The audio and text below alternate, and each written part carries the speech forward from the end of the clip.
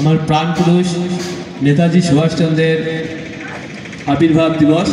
আর এই আবির্ভাব দিবসে যে দুজনের আমন্ত্রণে আমি এখানে আসতে পেরেছি এই অনুষ্ঠানে, সে হলো একমাত্র আমার স্নেহভাজন ভাই সঞ্জিত এবং অন্য একজন প্রসেনজিৎ ভাই। তো দুজনেই আমার বয়সে ছোট হলেও চিন্তা ভাবনায় কিন্তু ওরা অনেক অনেক বড়। আমি এটা নিজেই উপলব্ধি করেছি। ওদের চিন্তা ভাবনা অনেক এগিয়ে আমাদের তুলনায় বলা যায়, কেননা ওদের এই ধরনের অ্যাক্টিভিটিগুলো আমাকে খুব আনন্দ দেয় বা ইন্সপায়ার করে। যাই হোক, আমি যার সম্পর্কে একটু বলবো, সে হচ্ছে আমাদের বীর সেই নেতাজি, যার প্রতিটা শিরায় শিরায় শুধু স্বাধীনতা আর স্বাধীনতা, সম্পূর্ণ স্বাধীনতা। তো সেই স্বাধীনতা আমরা কিন্তু পেয়েছি কি সঠিক স্বাধীনতা? তাকে হয়তো আমরা হারিয়েও হারাইনি এমনটাই, কিন্তু স্বাধীনতা কিন্তু আমরা পূর্ণ স্বাধীনতা এখনো পাইনি। যে স্বাধীনতাটা আমরা পেয়েছি সেটা হলো ক্ষমতা হস্তান্তরের স্বাধীনতা।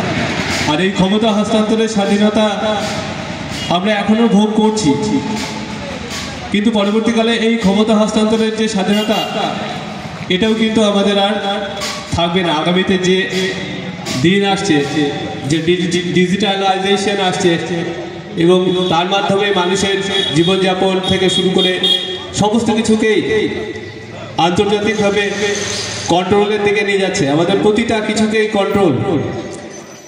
তো একটা নতুন ব্যবস্থা আমাদের উপরে চাপিয়ে দেওয়া হচ্ছে, সেটা হচ্ছে নিউ ওয়ার্ল্ড অর্ডার, নতুন বিশ্ব ব্যবস্থা।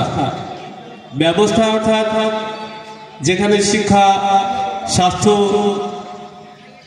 তারপর জীবিকা, তারপর এইরকম অনেক কিছু নিয়ে যে ব্যবস্থা, সেই ব্যবস্থা আগামীতে হয়তো আমরা হারাতে চলেছি। এবার যে ব্যবস্থা আসছে, সেই ব্যবস্থা কি আমরা স্বাধীনভাবে থাকতে পারবো? সেই স্বাধীনতা কি থাকবে? আমাদের জীবিকা থেকে শুরু করে আমরা লক্ষ্য করছি করোনা পরবর্তী থেকে কোনো ডিপার্টমেন্টেই আর সেই রকমভাবে লোক নিয়োগ নেই। তারপরে একটা দিক সম্পূর্ণ পরিষ্কার হচ্ছে যে আগামীতে এআই আসছে, টেকনোলজি এত উন্নত, এত হাইফাই টেকনোলজি আসছে যেটা আমাদের কর্মসংস্থানকে শেষ করবে।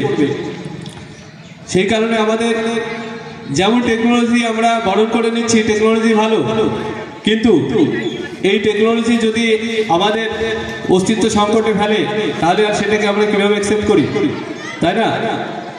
তাহলে এই সব বিষয়গুলো থেকে আমাদের সচেতন থাকতে হবে, দেখতে হবে সরকারি সিস্টেমের মাধ্যম দিয়ে যেভাবে এইগুলো ইমপ্লিমেন্ট হচ্ছে, আমাদের আগামী প্রজন্ম কর্মসংস্থান শেষ হতে চলেছে, কর্মসংস্থানে আমরা হারাতে চলেছি। কোনো ডিপার্টমেন্টে আমরা সেই মতো নিয়োগ দেখতে পাচ্ছি না। তাই স্বাধীনতার যে প্রাণপুরুষ, তার জন্মদিনে আমি একবার সবাইকে আহ্বান জানাই।